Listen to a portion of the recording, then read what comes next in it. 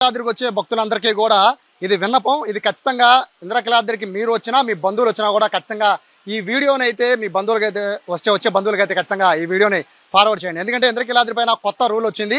తిరుపతి తరహాలో ఇంద్రకీలాద్రి పైన కూడా దుస్తుల పైన అంటే ఈ మధ్యకాలంలో ప్రతి గుడికి కూడా వచ్చే మహిళలు కానీ పురుషులు కానీ వచ్చే దుస్తులు సాంప్రదాయ దుస్తులతో కాకుండా జీన్సులు టీషర్ట్లు వేసుకొచ్చేస్తున్నారని గమనించిన దేవస్థానం ఇంద్రకీలాద్రికి వచ్చే ప్రతి ఒక్కరూ కూడా సాంప్రదాయ వస్త్రాల్లో రావాలి అనే రూల్ని ఈ రోజు నుంచి తీసుకొచ్చింది. ఎవరైనా కూడా చున్నీ లేకుండా ఇంద్రకీలాద్రికి వచ్చే మహిళలు ఎవరైనా కూడా చున్నీ లేకుండా పైకైతే అలౌడ్ చేయరు, అమ్మవారి దర్శనానికి అయితే పంపము అని కరాఖండిగా దేవస్థాన అధికారులు చెప్పేస్తున్న నేపథ్యంలో పొరపాటున చున్నీ లేని బట్టలు కనుక మీరు వేసుకొస్తే దీనికి ప్రత్యామ్నాయంగా ఏదైతే ఓంకారం టర్నింగ్ దగ్గర పైకి వచ్చేటప్పుడు ఈ విధంగా ఇక్కడే 100-105 రూపాయలతో దేవస్థానమే ఒక చీరని ఇస్తుంది. ఈ చీరని చున్నీ రూపంలో మీద వేసుకోవాలి. అంటే అమ్మవారిని దర్శించుకునేటప్పుడు ఖచ్చితంగా సాంప్రదాయ వస్త్రాల్లో కనపడే విధంగా ఈ విధంగా ఏర్పాటు చేసింది దేవస్థాన అధికారులు. ఎందుకంటే అమ్మవారిని దర్శించుకోవడానికి వచ్చేది మొత్తం అంతా కూడా భక్తులు ఆధ్యాత్మిక చింతన కోసం. అటువంటి భక్తులు ఫ్యాషన్ షోకి వచ్చినట్టుగా టీషర్ట్లు జీన్స్ ప్యాంట్లు, అది కూడా చిరిగిపోయిన జీన్స్ ప్యాంట్లు వేసుకొచ్చి స్టైలిష్గా వస్తున్నారు. ఇది ఈ దేవస్థానంలో మిగిలిన భక్తులకి ఇబ్బంది కలుగుతోంది అనే విధంగా దేవస్థాన అధికారులు తీసుకున్న నిర్ణయం అయితే ఈ రోజు నుంచి అమలవుతోంది. ఇంద్రకీలాద్రికి వద్దామనుకునే వాళ్ళు అంటే విజయవాడలో ఏదైనా పర్యాటక ప్రాంతానికి వచ్చి పనిలో పనిగా అమ్మవారిని దర్శించుకుందామని చెప్పి అదే బట్టలతో పైకి వస్తే మాత్రం ఖచ్చితంగా దేవస్థాన అధికారులు అయితే మిమ్మల్ని అడ్డుకుంటారు. ఈ విధంగా కొబ్బరికాయలు అమ్మే షాప్ దగ్గరికి వచ్చి ఈ విధంగా మీరు చున్నీ లేకపోతే ఈ విధంగా డ్రెస్ అయితే 105 రూపాయలు 110 రూపాయలు దీని కాస్ట్ చెప్తున్నారు. సో ఇది ఖచ్చితంగా కొనుక్కొని అమ్మవారి దర్శనానికి వెళ్ళాలి. అంతేకాదు మొబైల్స్ కూడా ఇప్పటి వరకు కూడా అమ్మవారి అంతరాలయం వరకు కూడా రూల్ పెట్టినప్పటికీ మొబైల్స్ అలౌడ్ లేదు రూల్ పెట్టినప్పటికీ చాలా మంది భక్తులు మొబైల్స్ని తీసుకొచ్చేస్తున్నారు.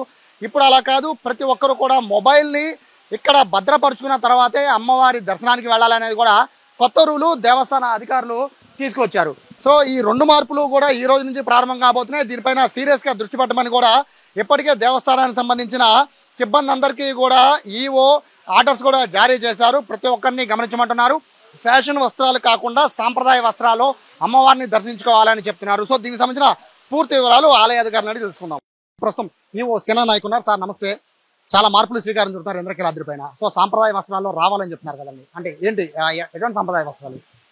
ఈ సాంప్రదాయ వస్త్రాలు అంటే మామూలుగా మనకు అంతరాలయం దర్శనంకి వచ్చేటప్పుడు చున్నీ లేకుండా రావడం, ఆ షార్ట్స్ తోటి రావడం, అదేవిధంగా కొద్దిగా అభ్యంతరకరమైన దుస్తులతోటి రావడం అలాంటివి మా దృష్టికి వచ్చినాయి. అందుకని ఈ రోజు నుంచి ఈ యొక్క సాంప్రదాయ దుస్తుల్లో రావాలి.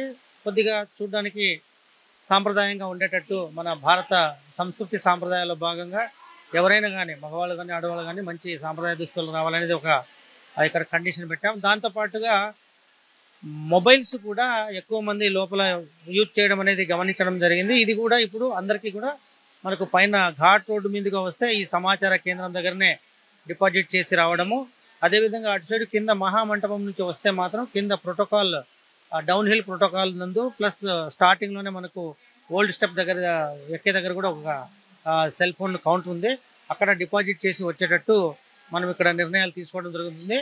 ఇది దాదాపు 2-3 రోజుల నుంచి ఇది వైడ్గా పబ్లిసిటీ ఇచ్చి దానికి సంబంధించిన ఏర్పాట్లు కూడా చేయడం జరిగింది.